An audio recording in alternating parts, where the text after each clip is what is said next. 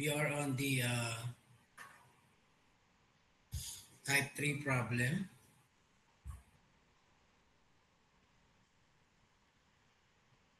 So in type 3 problem states that the problem statement implies impending motion. Oh, no, no. Nandito pala tayo sa taas. Parang nandito pa tayo. Nandito sa type na to.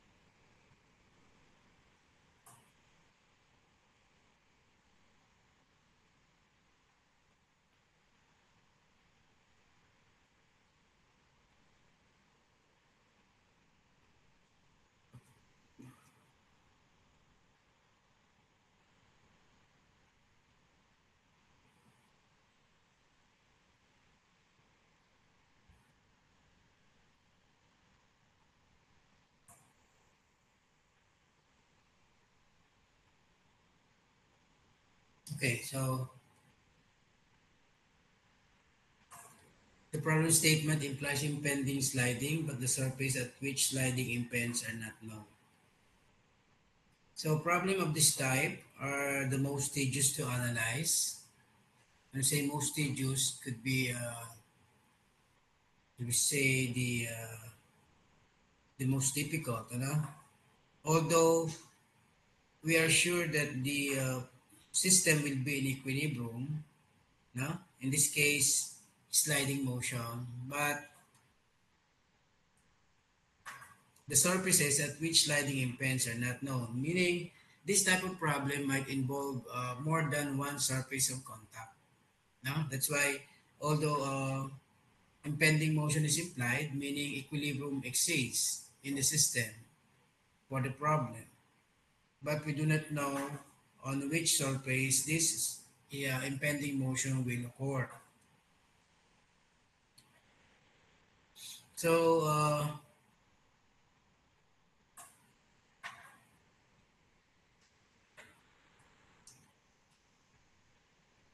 since the surfaces at which sliding impends must be identified by trial and error. So once this assumption has been made, analysis is similar to that of a type 2 problem. So how it differs from a type 2 problem? So type 2 problem kasi, impending motion is, sliding motion is implied, and the surface where motion impends are known. Dito, the surfaces or the surface at which motion impend is not known. So the method of analysis is to determine all the possible ways in which sliding can impend. Meaning, we have to test which surface the sliding in motion will impend. Meaning, we have to solve each surface. Na? We have the problem, we have to solve the problem considering all surfaces. So, for each case, siyempre, halimbawa, pwedeng surface 1, surface 2, surface 3. So, in each surface, we will be setting our friction resistance equal to F max because implied yung impending motion. So, parang initially, parang when we take one surface for consideration, we are thinking that motion is impending at the selected surface, and therefore we can set F equal to F max. Then at the surface, we then solve the problem, the equilibrium equation. And in general, a different solution is obtained for each mode of impending sliding. So choose the correct answer by inspection of the solution. The other approach is that we determine all possible ways in which sliding impends. For one of the cases, we set F equal to F max at the surface where sliding impends and solve the equilibrium equation. We check the solution by comparing the friction force at each of the surfaces with its limiting value. If all these forces are less than or equal to their maximum permissible value, then the solution is correct. If a friction force exceeds its limiting value, the solution is invalid and the other mode of impending sliding must be analyzed. So,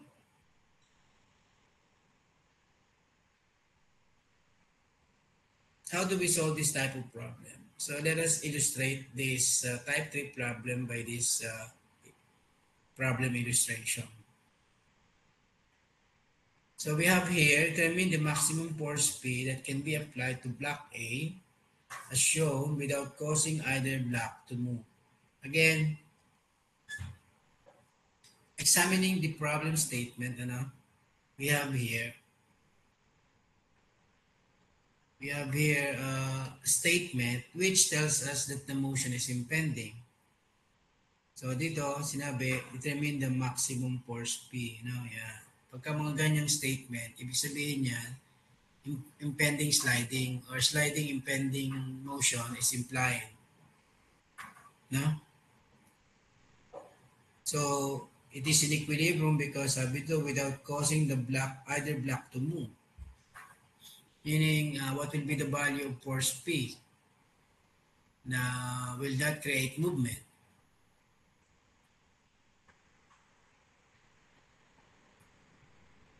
Or another statement is determine the minimum.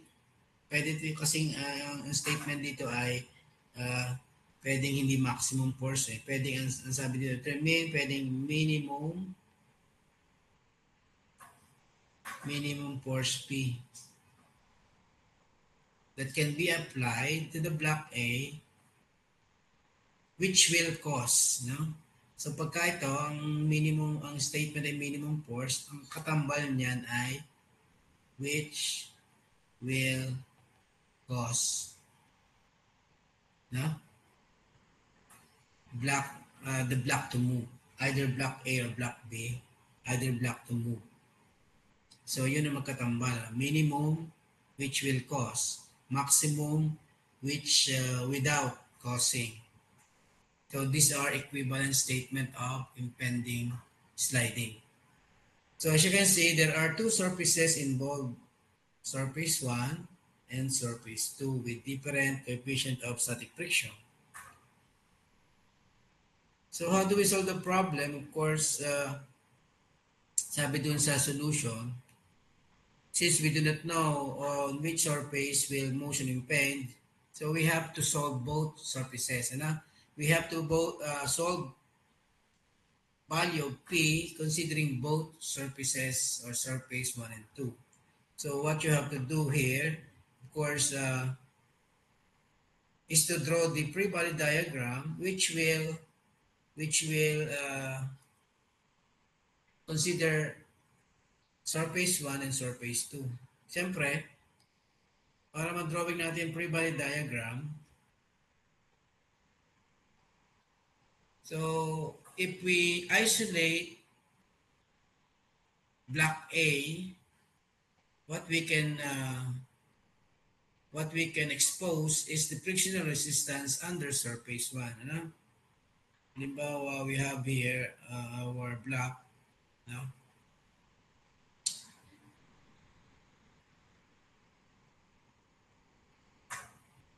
Yan,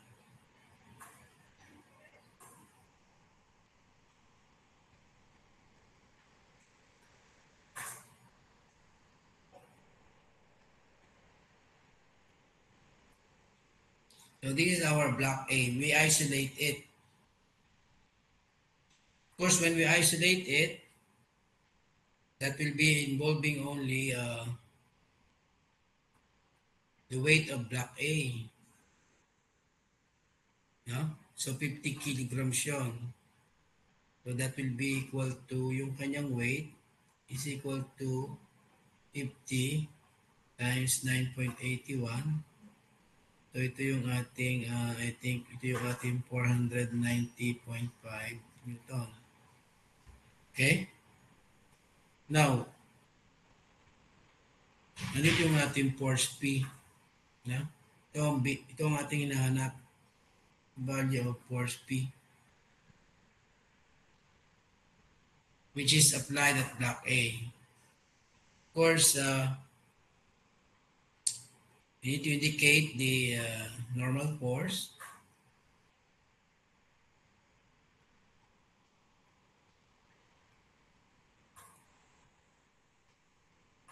And the frictional resistance.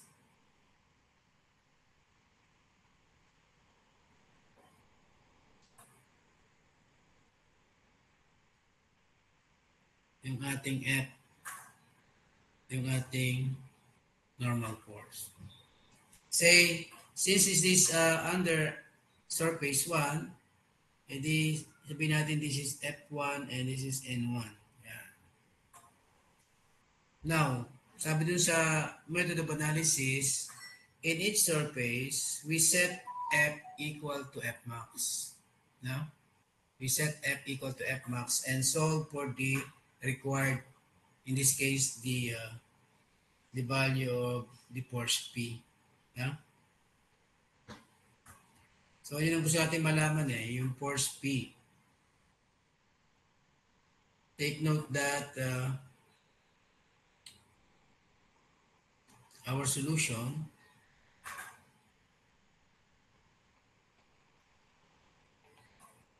draw the free body diagram. Say we have to this is under surface 1. Huh? So for surface 1, having coefficient of static friction equal to 0.2. 0.2 nga ba? 0.2. Yeah. So again, having the free body diagram,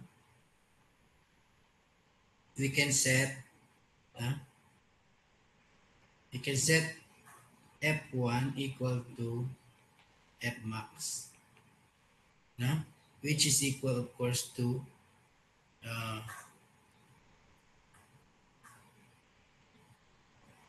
0.2 times N1.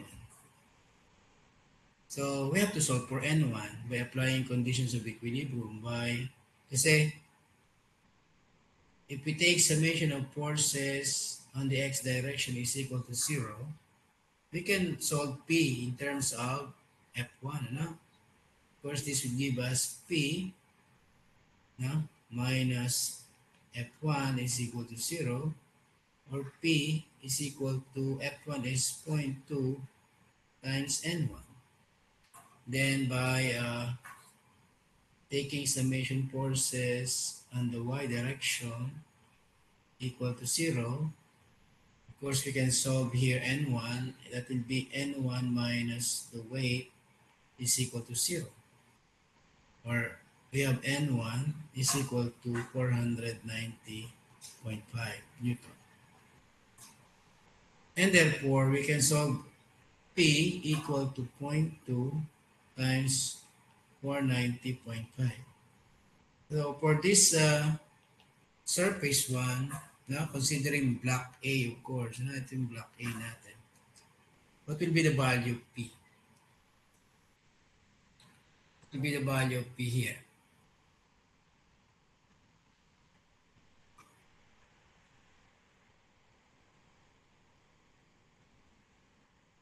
The value of P is 98.1 Newton. So, we already have the value of P, but take note, this value of P is considering that impending sliding occurs under surface 1. which we are not yet sure if really under surface 1 yung impending sliding. So if P equal to 98.1 is true only if impending sliding is under surface 1. But since we are not sure, kasi nga we do not know whether the impending sliding will be occurring on surface 1 or 2, so we have the preliminary value of P. No? We do not right away conclude that the value of P is 98.1. Kasi isa lang naman hiningi natin sa problem no? What's the maximum force P? But we have to check for our part B if impending sliding at surface 2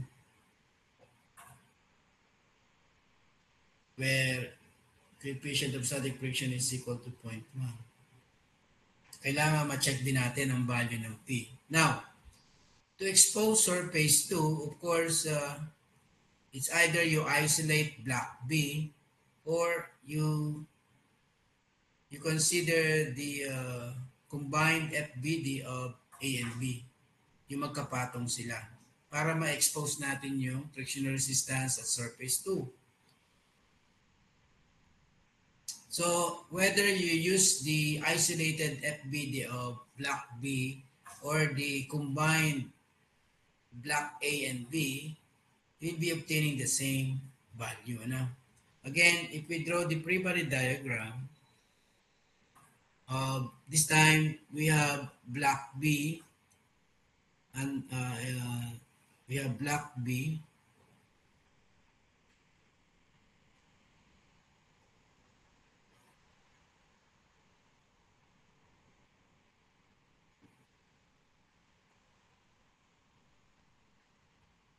and we have block A at the top. So magkadikit ngayon siya. So pag magkadikit sila, definitely hindi may expose yung surface 1 kasi magkadikit sila. Makikita mo lang kasi yung surface 1, yung F1 normal 1, kung i-isolate mo si block A. Take note, this is our block A and this is our block B combined. So that we only see here the reaction of the horizontal surface at point 2, no? At surface 2. So, again, nandito yung ating applied force P which we want to solve. This time, we have the combined, ano? We have the combined weight, no? Combined na to, weight. Say, we call this weight ng A plus weight ng block B, which is equal to, of course, the total niya is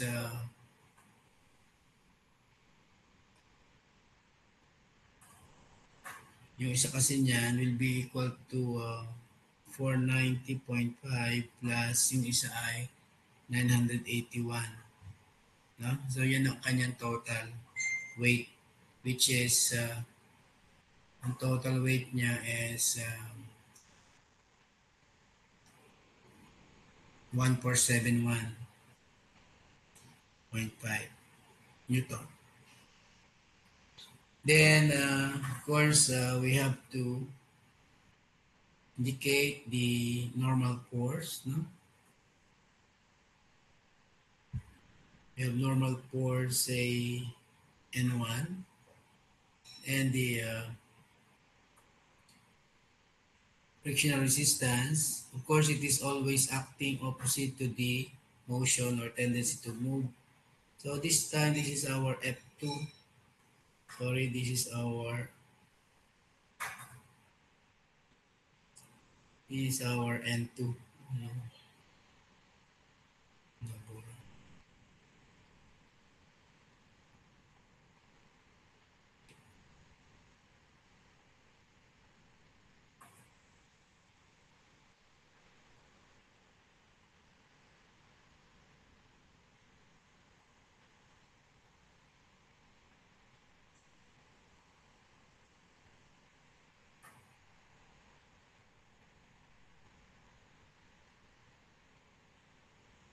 Yan, ano?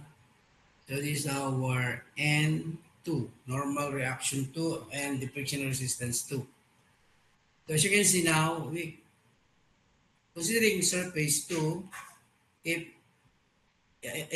impending sliding will be at surface 2, then our solution, of course, we can set F2 equal to F max equal to, that is mu 2 times N2, mu S2 times N2.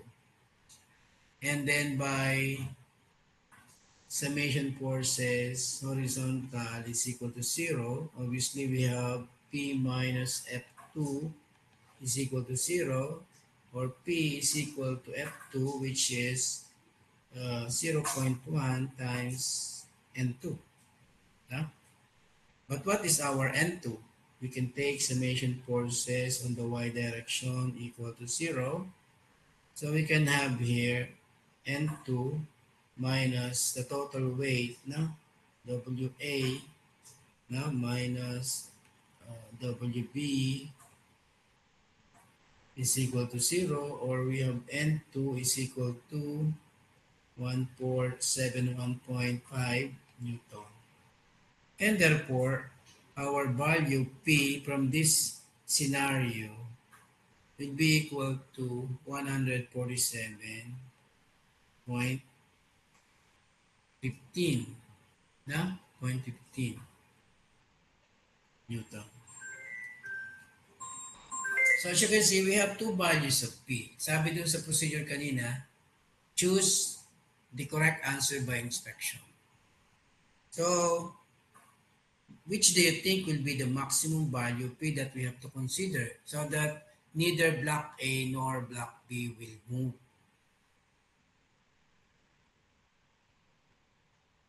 We might think that since we are looking after for the maximum force, we might be thinking maximum or situating, thinking that we are referring to the larger value, Now, let us analyze. If we choose this as our value P maximum, we can check naman. Now we can check. So, if P is 147.15, the question now is, what will be the value of the frictional resistance F2? Of course, when P, checking tayo kung tama. Kung bawa, ito kung pinili natin to, we have to check, we have to check our choice, no? And how do we check our choice?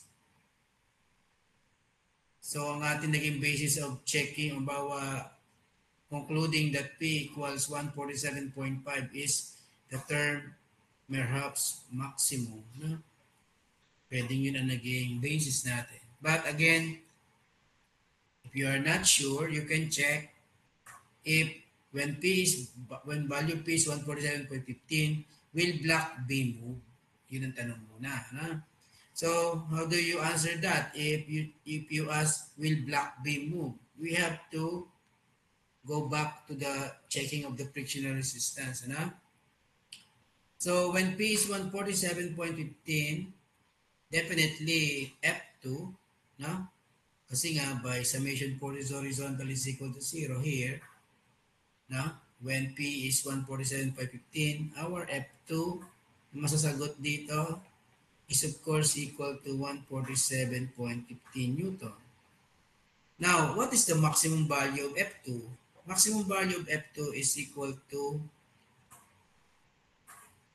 0.1 times N2, no? Or that is, yung kanyang F2 maximum is equal to 147.15. So when our F is equal to F max, of course, this is how do we conclude whether block B will move or not. Definitely, block B will not move, because F2 is equal to F max. Take note that we are in equilibrium when the value of F is less than or equal to F max. In this case, it is equal. Therefore, still in equilibrium, block B will not move if P is 147.15. Now, going back dun sa block A, if we take P equals 147.15, what will be the value of F1? What will be the value of F1? Of course, by summation force horizontal, F1 will be equal to 147.15 Newton. And what is the value of F max? F1 max. Take note that F1 maximum is equal to 0.2 times N1, where N1 is 490.5. Now, 0.2 times 490.5. Our maximum value of F2 is 98.1 Newton. So if P is 147.15, our F1 value, it will be 147.15.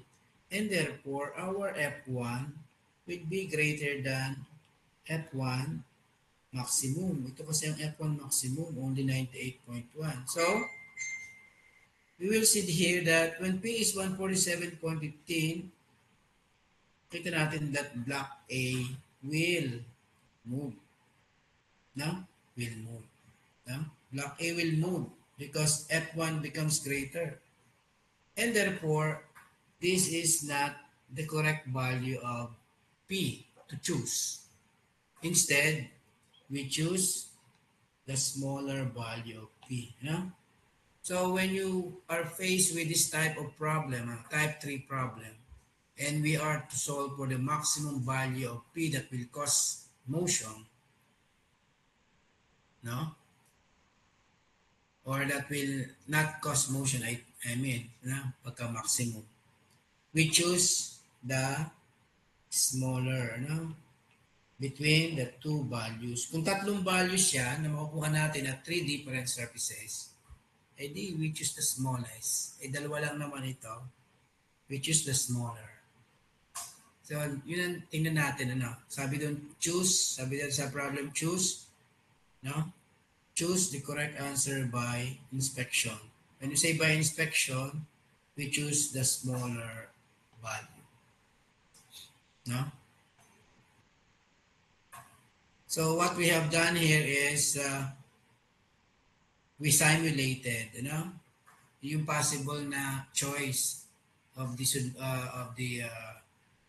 kung sino nagsosolve.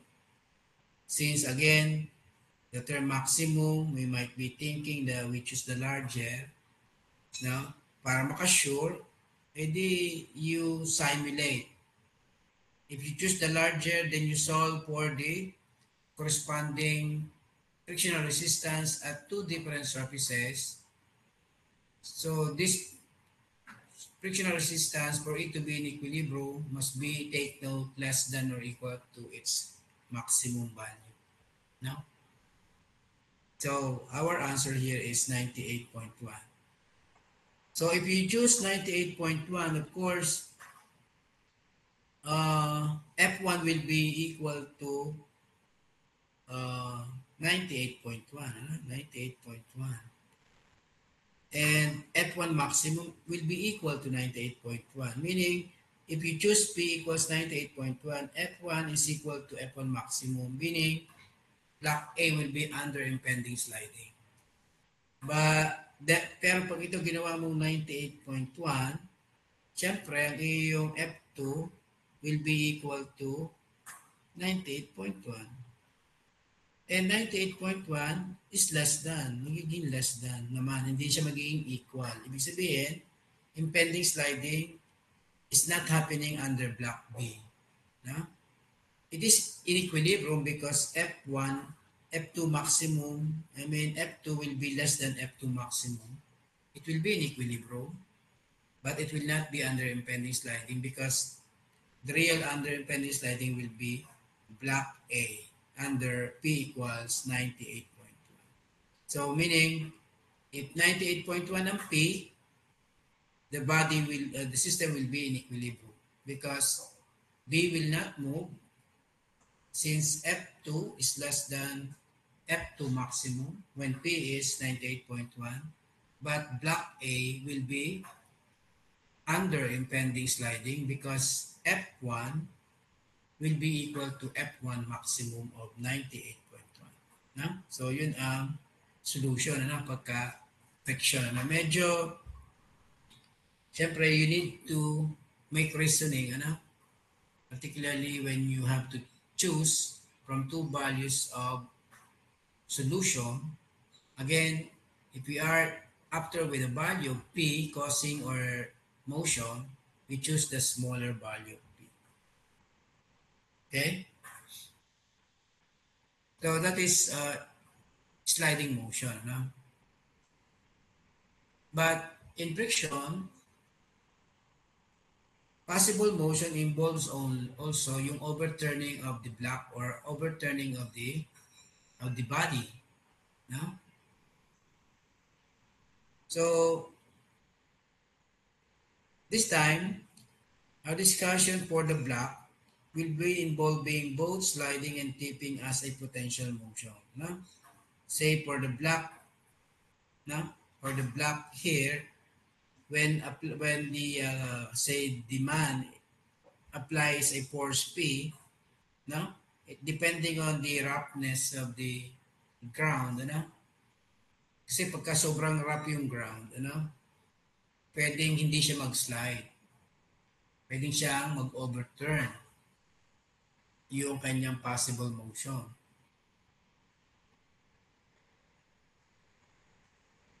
Now, we consider again a block on a rough floor being pushed by a force P as shown. This time, we assume that the weight of the block and the dimensions B, H, and the distance D are given. So this time, kumpara natin sa previous problem on sliding, wherein the block does not consider the dimension and the point of application of P.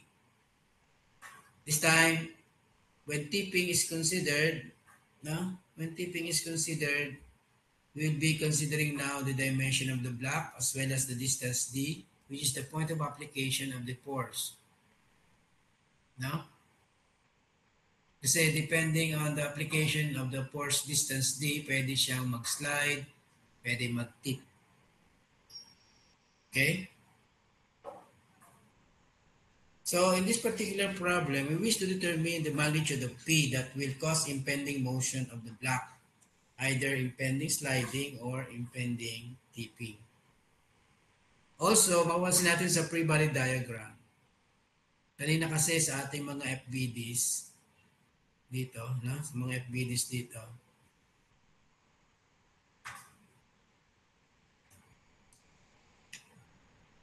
dito sa mga gantong klase na FBDs, hindi natin kino-consider yung point of application of the frictional resistance, ano?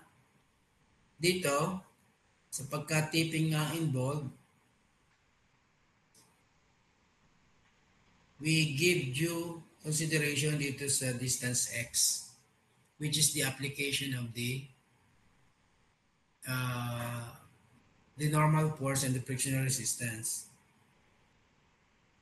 Kaya kung examine natin yung ating free body diagram, of course, W is given, yung kanyang distance D is given or known, yung kanyang dimension of the block is given.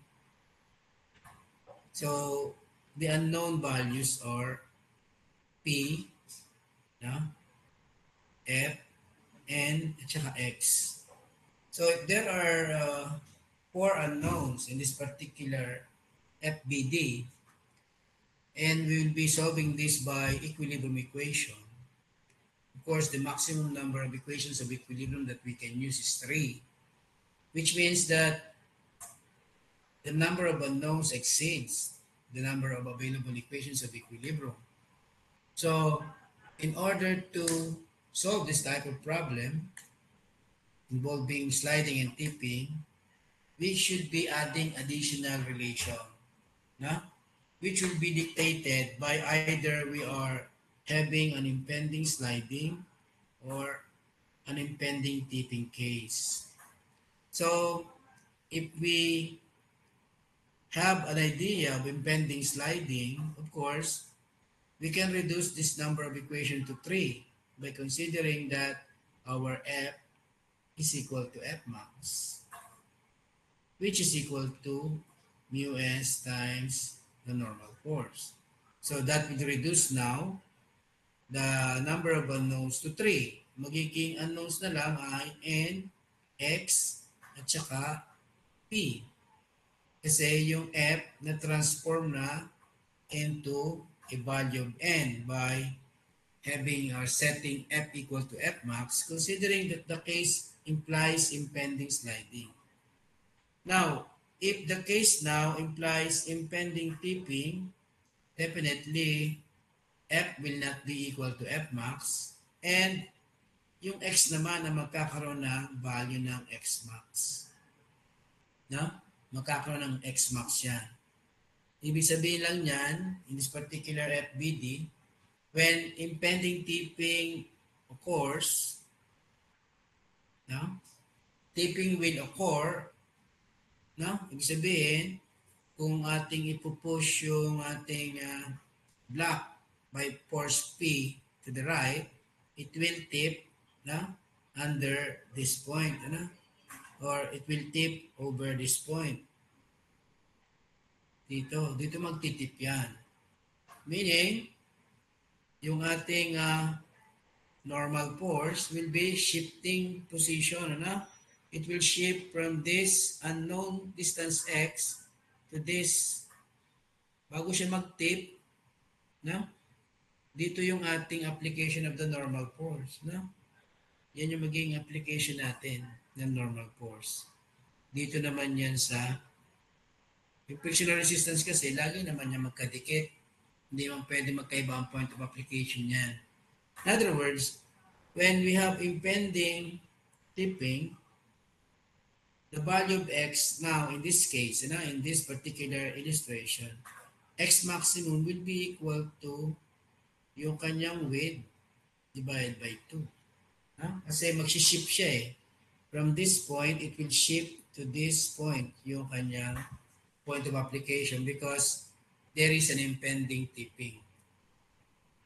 Kakawang yung ilalim ng box under impending tipping. But still, the system will be in equilibrium. So, ganun magiging solution sa ating problem. It's just a matter of we identify solution, sabi nga dito, we gain insight into the solution by comparing the number of unknowns with the number of available equations of equilibrium. So from the FBD of the block, we can see that there are 4 unknowns, as I had mentioned. The applied force P, the normal force N, frictional force F, and the distance x that locates the line of action of the normal force. Since there are only 3 dependent equations of equilibrium, an additional equation must be found before all unknowns can be calculated. So if we assume impending sliding, we can set F equal to F max, reducing the number of unknowns to 3 because F can be computed as a function of N. Now, if impending tipping about the corner A is the case, yung X naman magiging equal to X max, which is equal to B over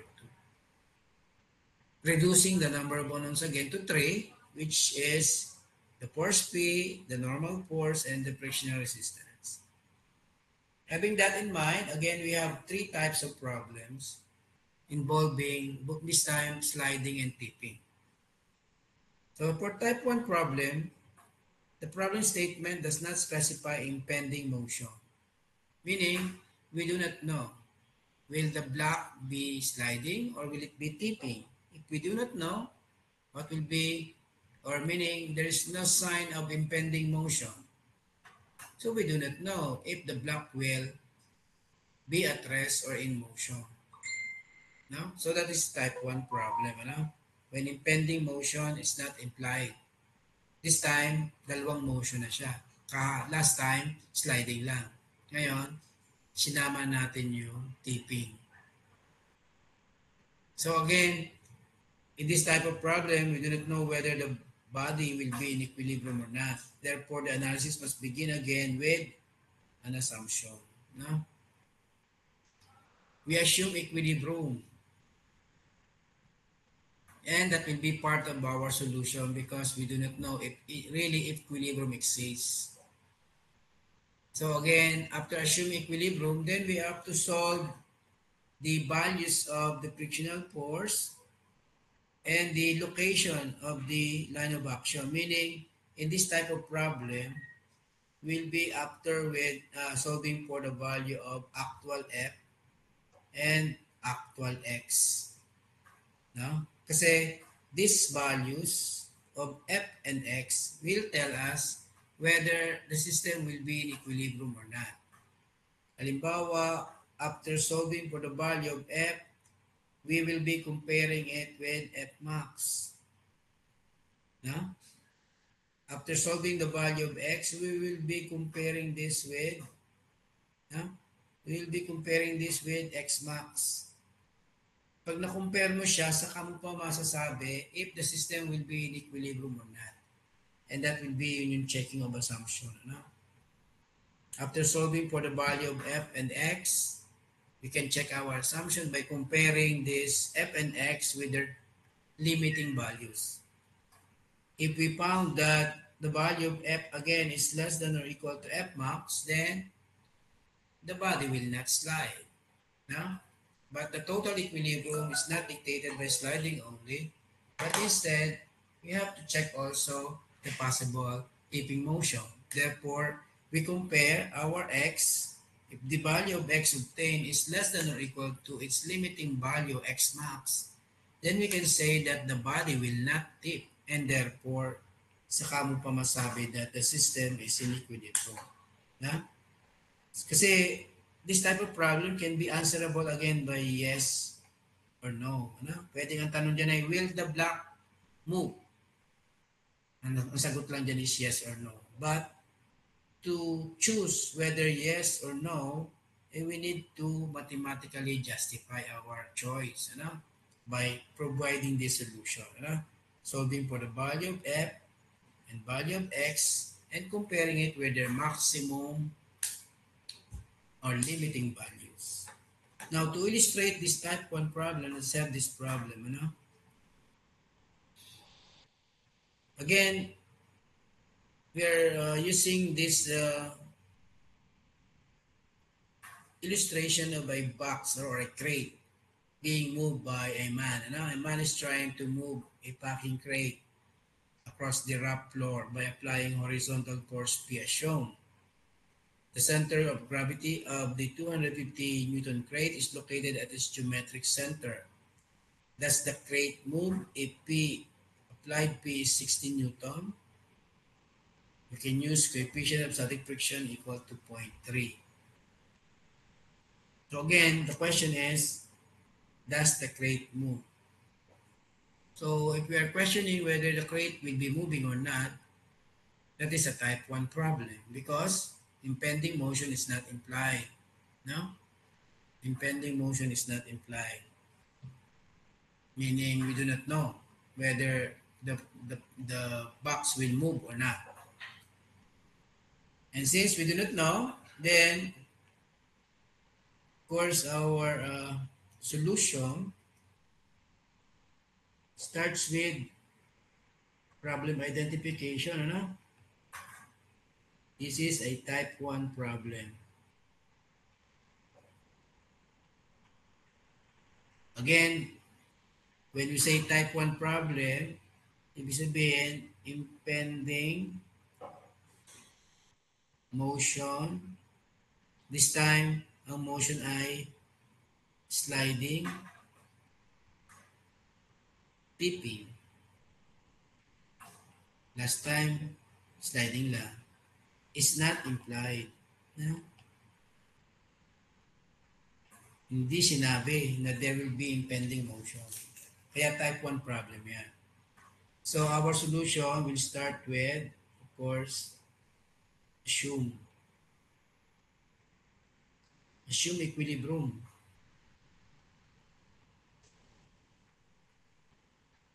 So we have to draw the FBD of the crate. No?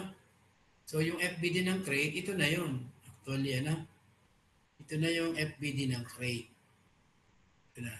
Yan. So we have the weight of the crate is equal to 250 Newton. No? So, of course, force P given to be 60 Newton.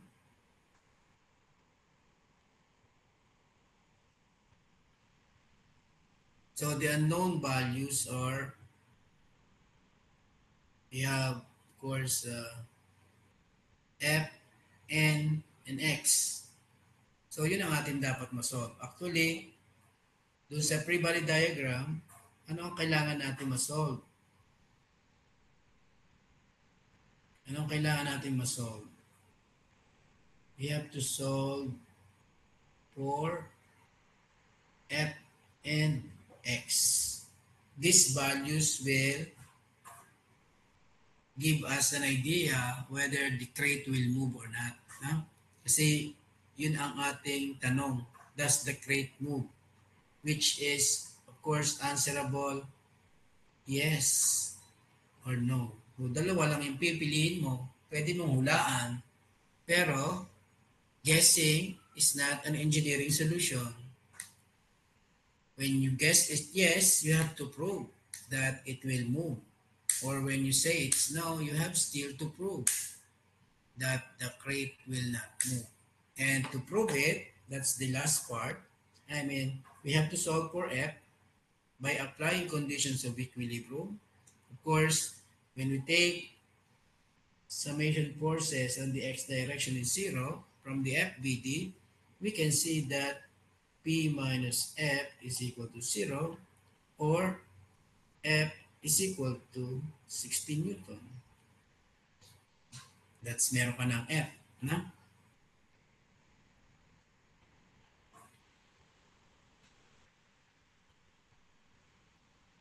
Now,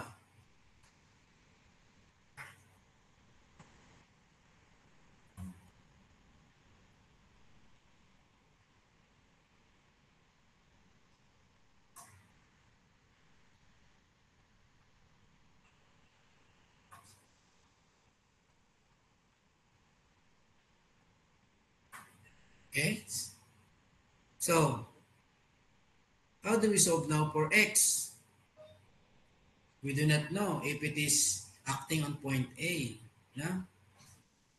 Kaya, hindi ka makapag-moment sa A. Instead, we take moment at this point. Ano? Sa point na yan, doon mo natin measure yung position of N. No?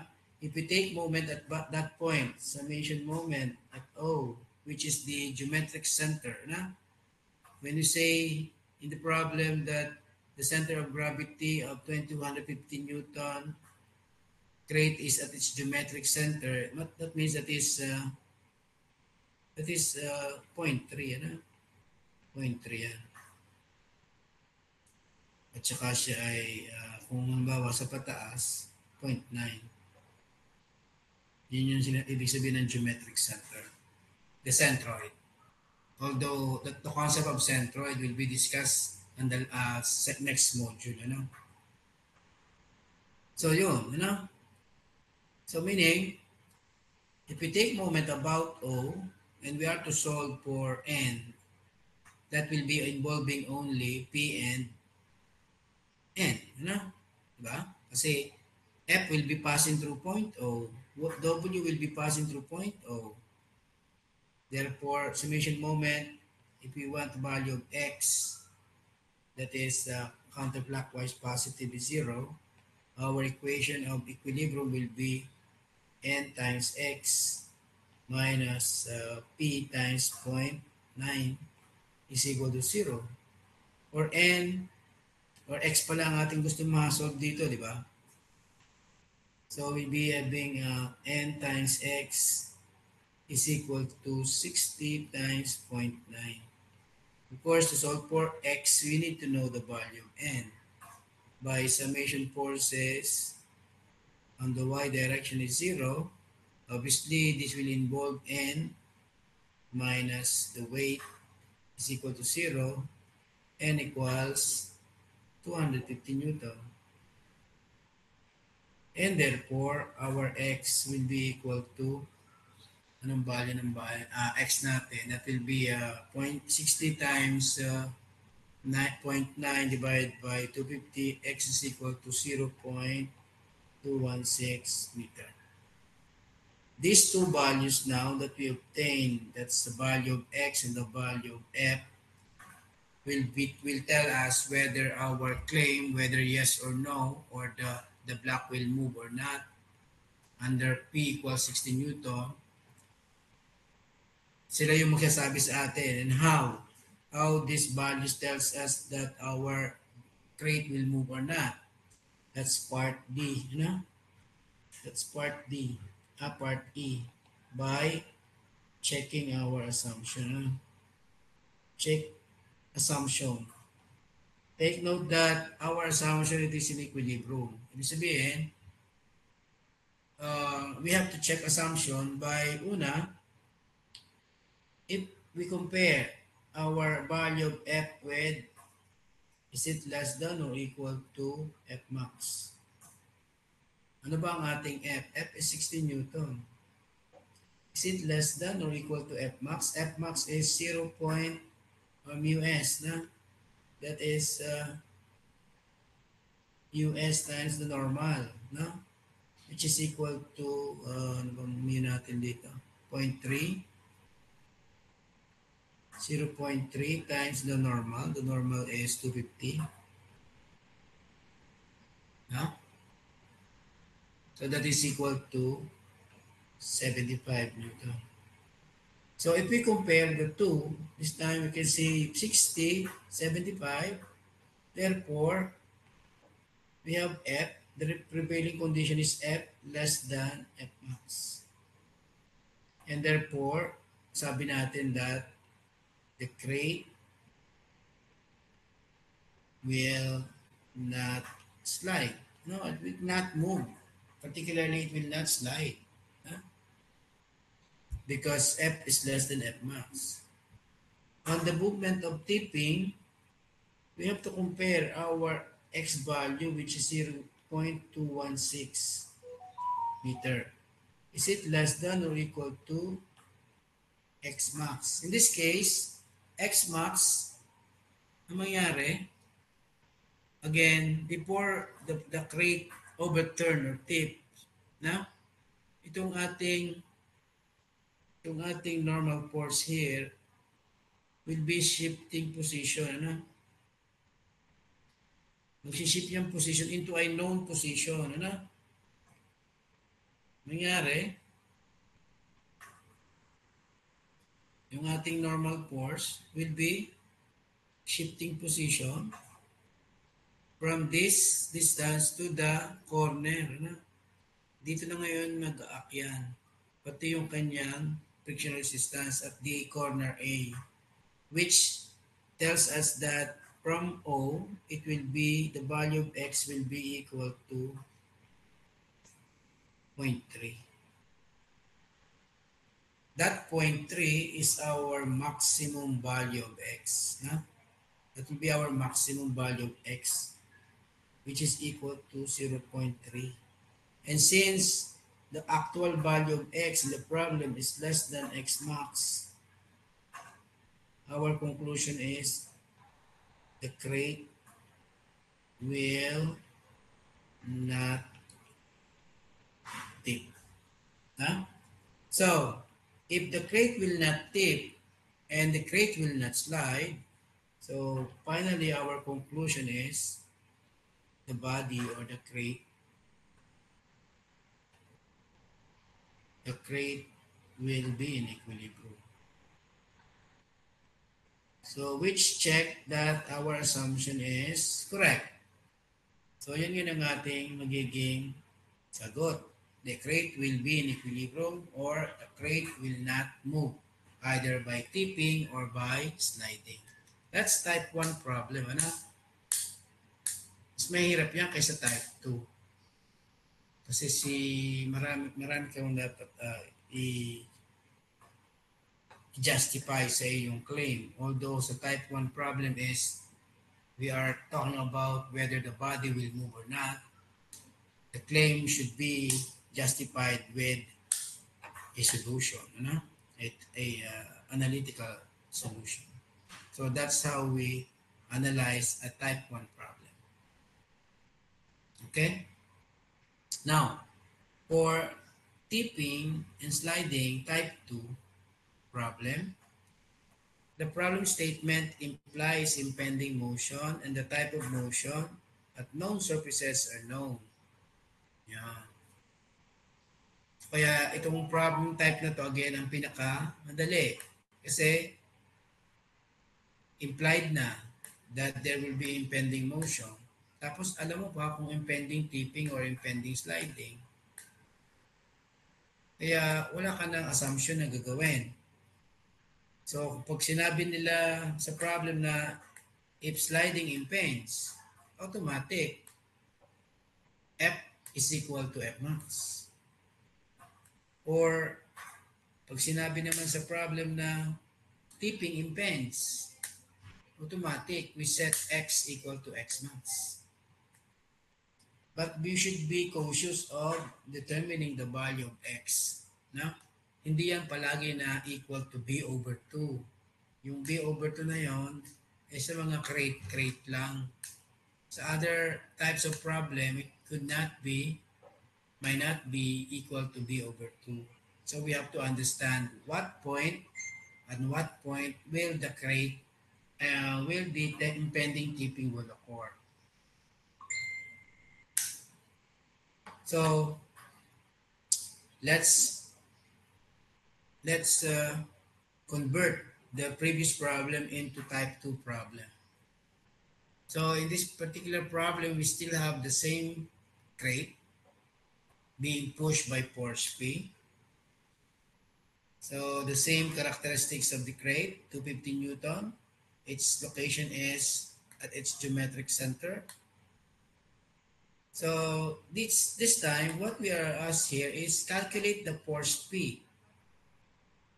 Calculate the force P to cause tipping of the packing crate as shown. Yan. So, impending motion is implied already, and impending motion is particularly impending tipping.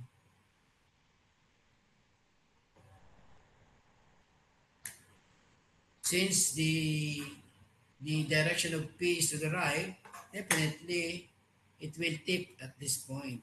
Yan. So, doon may apply ngayon yung ating normal force sa ating free body diagram. At the corner, kasi bago mag-tip yan, actually under impending tipping, nakakawang na yan, nakakawang yung puwet ng nakakawang yung ilalim ng crate, at before it overturns, the only point of contact would be at point A. Dito lang siya magko-contact sa point A before it overturns. Kaya doon mag-act yung ating normal force at frictional resistance. So the solution would be,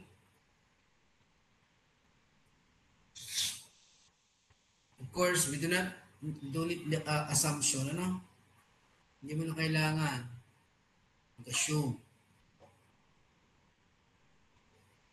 So bakit mo nalaman?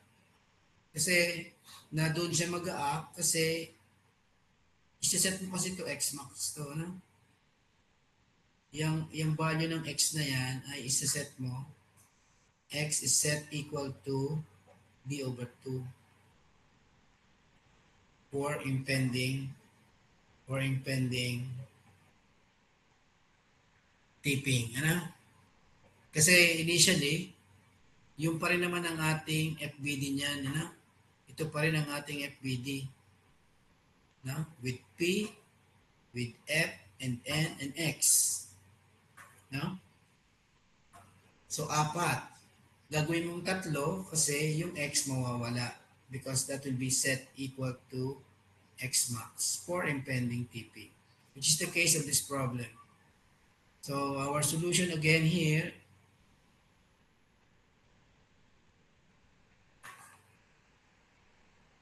since impending tipping is implied, we can conclude that our x is equal to x max. In this case, the value of x max based on the FPD is equal to uh, b over 2, or that is equal to 0.6 over 2 equal to 0.3. So yung ating uh, FBD now, we can solve right away. Of course, draw the FBD. Kailangan mo mag-draw muna pala yung FBD. Ano? You draw the FBD, modeling, ano? Then you can, so next you can analyze by, we solve for P. We solve for P. Apply equilibrium equation. You take moment about A. You know? When you take moment about A, we eliminate F and N and directly solve for P equal to 0.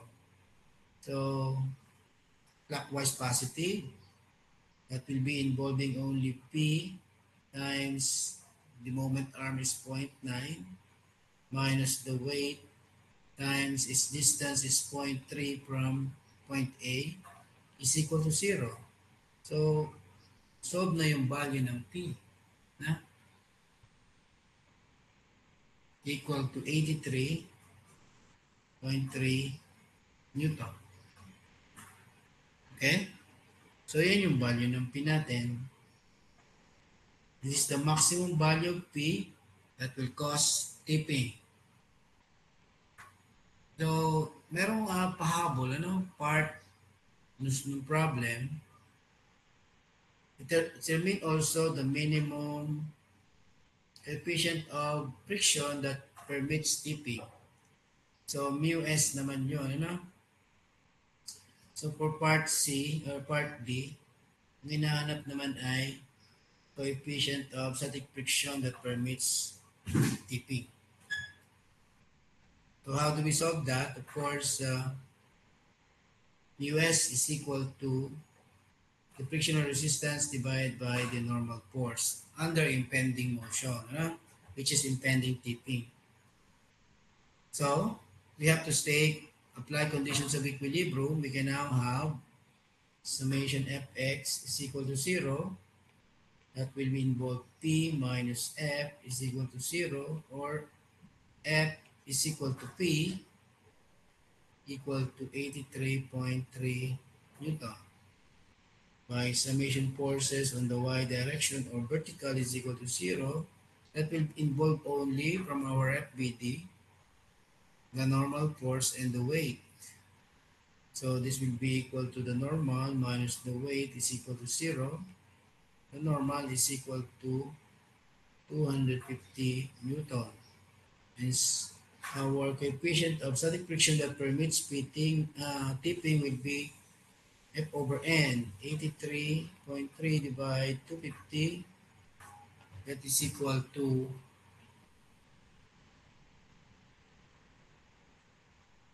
anong value niyan? That is equal to 0.333. Yan ang ating coefficient of static friction that will permit tipping. Minimum. Minimum. Ibig sabihin, when our coefficient of static friction becomes less than this 0.33, tipping will not occur.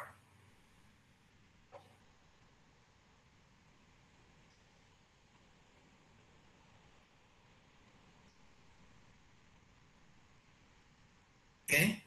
So that is type 2. What about type 3 problem?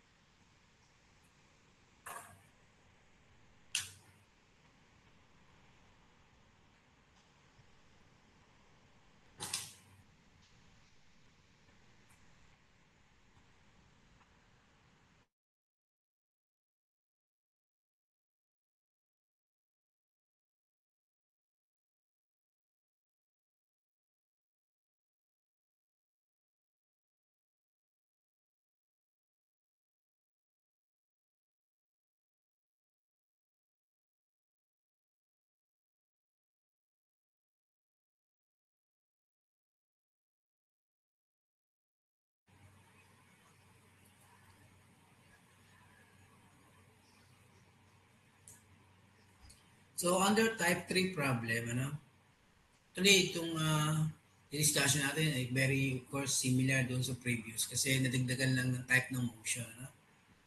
So, type 3 problem involving tipping and sliding. The problem statement implies impending motion. So, again, type 3, we assure that the body will be in equilibrium because impending motion is implied. But the type of motion, whether sliding or tipping, and or the surfaces at which motion impends are not known. Meaning, this will involve two types of motion, tipping and sliding. No? Impending motion is implied, but we do not know if it is tipping or sliding. Unlike sa type 2 problem, alam natin kung ano ang mag-prevail, sliding or tipping. Dito sa type 3, although alam natin na impending motion will happen, pero hindi natin alam kung sliding or tipping. At hindi rin natin alam kung saang surface. Meaning, this type of problem might involve more than two surfaces. Two types of motion, not known kung which one will prevail. And the second scenario is that possibly two surfaces, and we do not know at which surface the motion will impend. So again, this problem type are the most tedious to analyze since the surfaces at which motion impends must be identified by trial and error. Once this assumption has been made, the analysis is similar to that for a type 2 problem. So para bang i-convert mo muna ito from type 3 to type 2. And how do we analyze this type of problem? We have to consider or determine all possible ways in which motion can impend, whether sliding or tipping. Say, for impending sliding, of course, assumption yan, na impending sliding kasi hindi mo nga alam eh. If you assume impending sliding, then the additional equation that, or the additional relation that you can set is, we can set F equals F max, no? So, mababawasan yung number of unknowns mo. That will be reduced to type 2, no? Once you have already set impending case, no? The problems becomes type 2 problem. No? Ngayon, kung dalawang surface siya, at saka dalawang type of motion, mas mahaba kung dalawang surface. Kasi pipili ka lang muna ng surface na yung i-analyze, tapos is-set mo yung F equal to F max if sliding impends. Then, on the same surface, we solve or analyze the second case. That is, if impending tipping will be the prevailing motion or in prevailing case. In that case, you set naman x equal to x max on the same surface. So, meaning, one surface at a time. No? One surface at a time. So, possible, if there are, in this case, if possible, if there are two surfaces and you have two motions, you will be able to solve four values of, kanina kasi dun sa sliding lang, dun sa pagkuha ng value ng P, dalawa lang P ang na-solve. Dito, kung dalawang surface, dalawang motion, there will be four values of P that can be obtained. Ngayon, kung isang surface lang yan, dalawang values of P or any tension ang pwede nating masolve. No? And we choose the smallest if we are after the maximum. But if the question is what the minimum naman, we choose the largest. Baliktad lang yun, nakakalito minsan. If the problem statement say what determine the largest will be the smallest of the choices. Pero ang similar statement could be determine the minimum value. So minimum, ang pipiliin mo naman yung pinakamalaki. Yung pinakamalaki. Again, if you are in doubt, then you can check. But commonly, as a rule of thumb, commonly when we want the smallest value of p, for example, and we have four choices, the smallest will be the largest value, while when you want the maximum value among the choices, you choose the smallest value.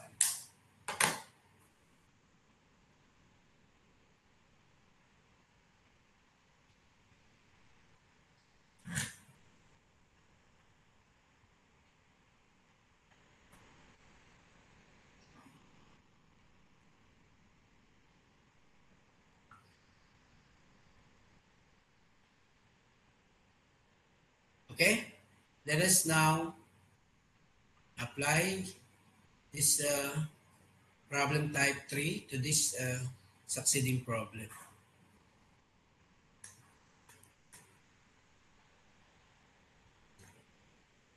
So this problem, the winch shown is used to move the 135 kilogram uniform log.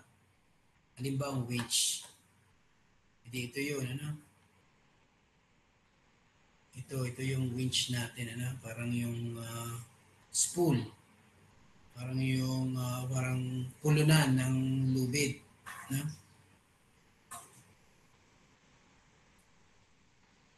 So, the question is, the requirement is compute the largest value of tension in the cable for which the lug remains at rest.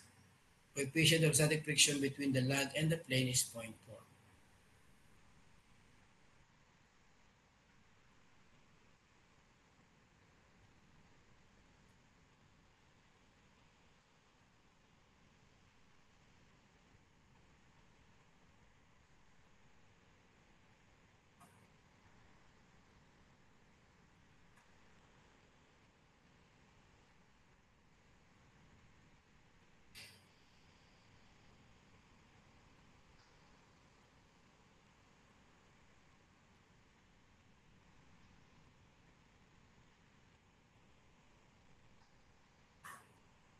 Okay. So, in this case, only one surface is involved. No? Only one surface is involved.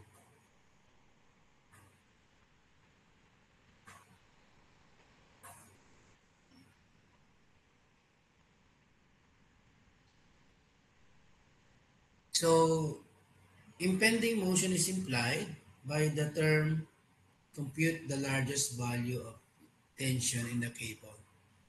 No? That's the statement of impending motion. But we do not know if that will be impending sliding or impending tipping.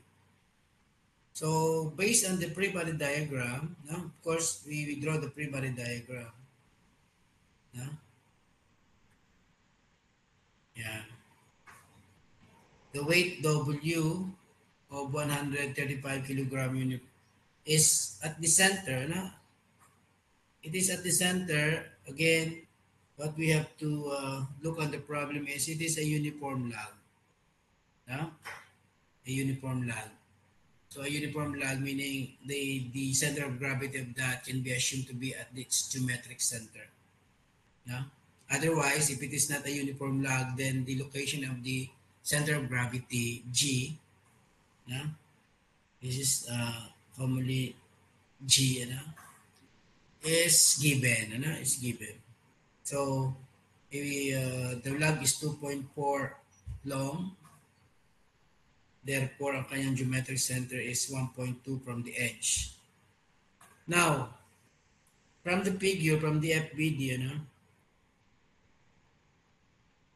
the location of the distance x, which is the location of the normal force from the tipping point. Siyempre, pagka hinigit mo yung tension T, no? So, tatayo yun, gawin niya matatayo. Tatayo dapat yung log. Uh, or ang pag-tip niya ay parang siya tatayo. Unlike kanina sa box na para siya matutumba. Ito naman, pag-tip niya parang tatayo. No?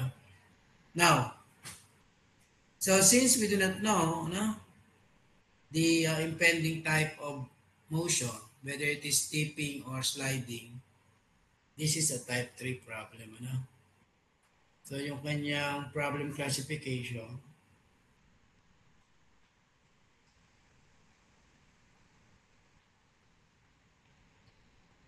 is type 3.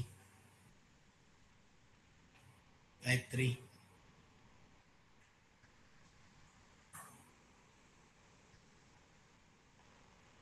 Type 3. So pag type 3, yung ating solution sa type 3,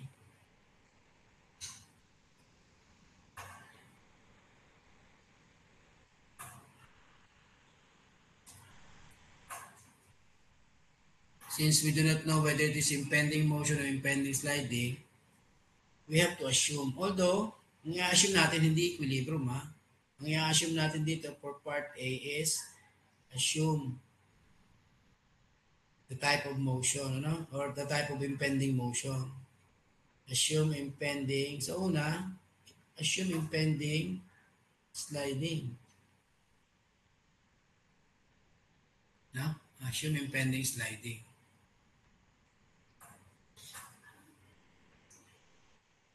So, kung assume natin impending sliding, then we solve the value of, when we syempre, looking at the free body diagram, ano? So there will be how many unknowns? 1, 2, 3, 4. Yan. Unknown values, apat. If we assume impending sliding, we can reduce this number of unknowns to 3.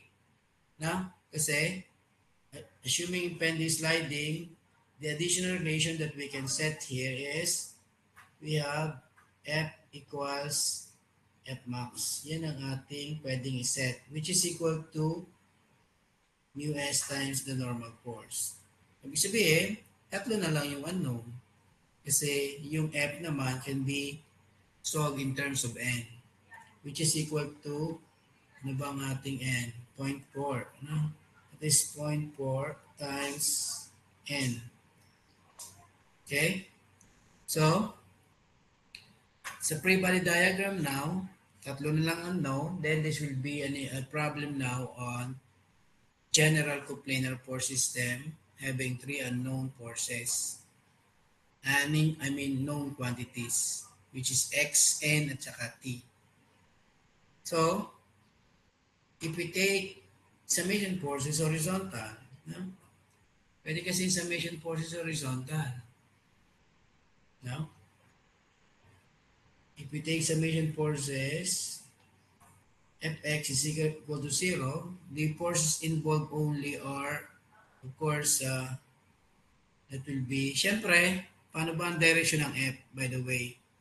Since yung T natin will be pulling the log to the left, the direction of the frictional resistance must be opposite to that. Kaya yung direction ng ating F is to the right. So by summation of Fx, this will involve F and T only. So we'll be having here F minus T, the X component. Ano? X component of T is T cosine. Ano? Cosine 60 degrees is equal to 0. So dalawang unknown in this case. Ano? Dalawang unknown dyan. But of course, this can be written as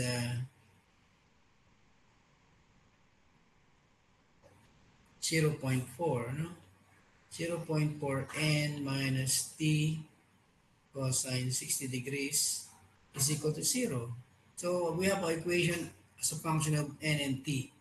Say, sabihin natin na yan ay equation 1. Then by summation, fy is equal to 0. This will involve naman the weight, t, at saka n. Since weight naman is given, ano? Given naman itong weight. No? Yung weight naman natin dito is 135 times 9.81. No? Ano bang value niyan? 135 times 9.81. Kung ano man yan, let's include na lang. Ano? So, this will be equal to, ano yung mga forces? Normal. The normal force plus the t vertical component of t sine 60 degrees minus the weight, which is, say, 135, say, 135 times 9.81, huh? Is equal to 0. So another value or another equation is a function of t and n.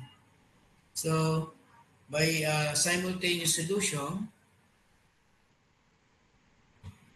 we can solve here, no? Solving this simultaneously.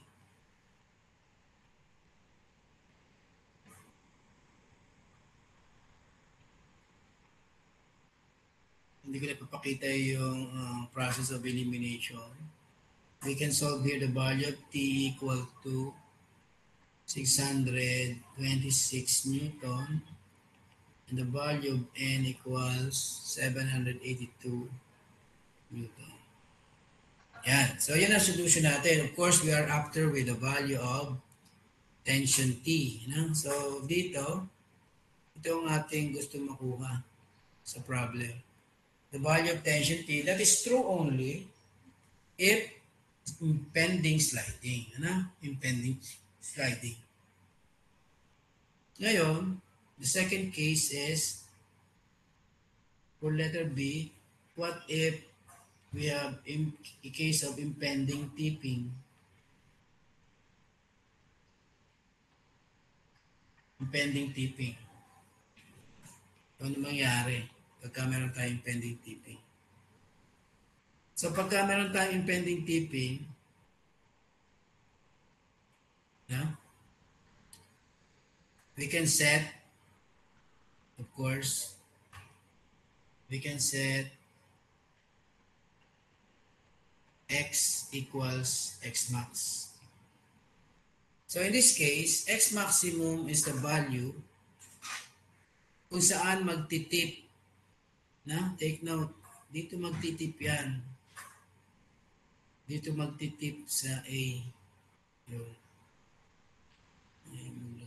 Ayan, just ayaw talaga. Doon. So meaning, our normal force will shift its position under impending tipping. Magsishift siya dyan. Ito ang ating normal force. Kasi doon siya tutukod before it tips. So, yung ating frictional resistance, hahabol lang naman yan dyan. Ano? Lagi naman yan dyan. Parehas ng point of application, yung dalawa na yan. Which means that from if x is measured, if x is measured from point A, when the normal force shifted from this position to point A, that means our x maximum will be 0 before it tips. Na? So yun ang ating mababawas na unknown in this case. Na? The unknown now will be the frictional force, the normal force, and the tension T. Because x, nawala na yung unknown na x kasi because of the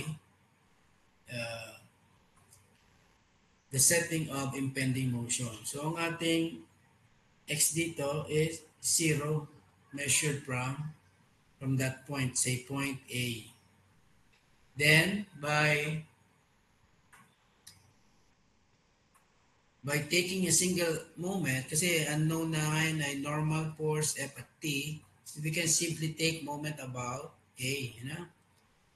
From the FBD, we take summation moment about A, counter positive is equal to 0. So the equation will give us, no? That will be T. In this case, we neglect the thickness of the log as our model. We consider it as parang a line. So that will involve the y component niya, which is t sine 60 degrees times. So if you look at the pre-body diagram, t sine times 2.4, the moment arm from A, minus the log weight, 135. Hindi ko na compute yun, times 9.81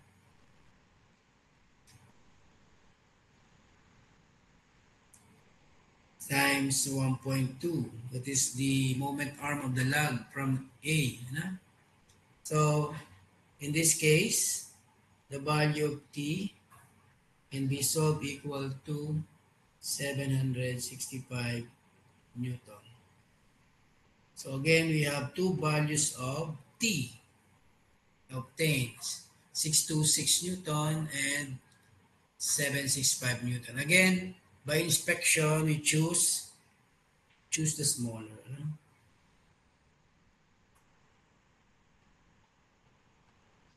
We choose the smaller, which is T equals 626 Newton.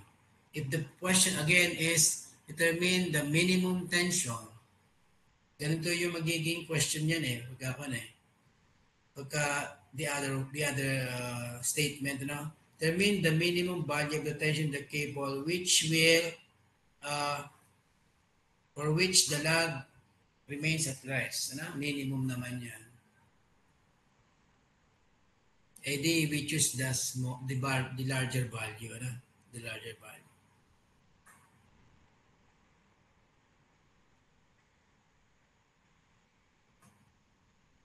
Okay, so that's how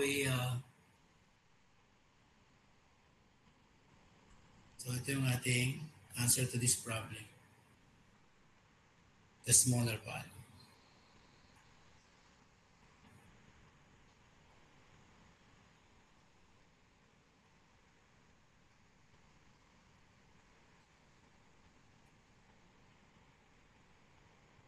Any question?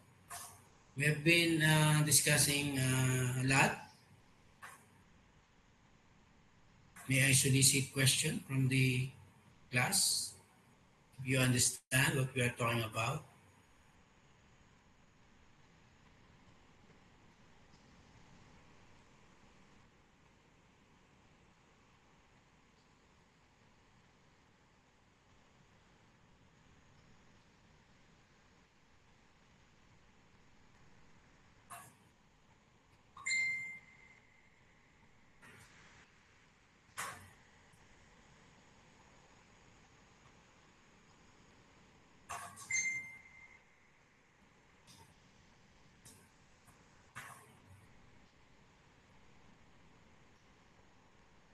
No question? Kinakabahan naman ako dyan sa no question na yan eh.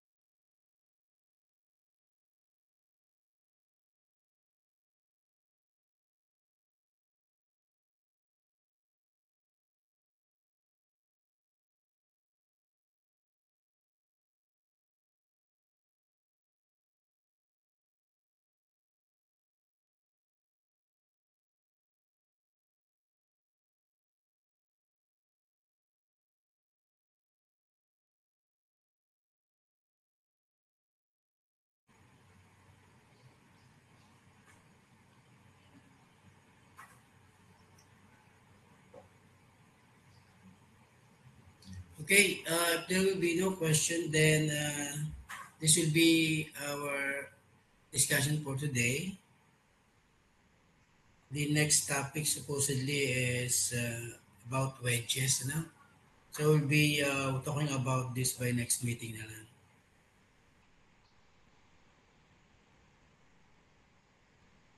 So I'll be posting problem exercises on the for you to work on, ano? Problem exercise on the Google Classroom. So you try to open your Google Classroom and look for the problem exercises na about friction for you to work on, ano? So that you will be able to test whether you has gained comprehension of what we have discussed. So thank you for your attendance and class dismiss. So you work on the problem exercises no, para magkaintindihan tayo. Thank you po, sir.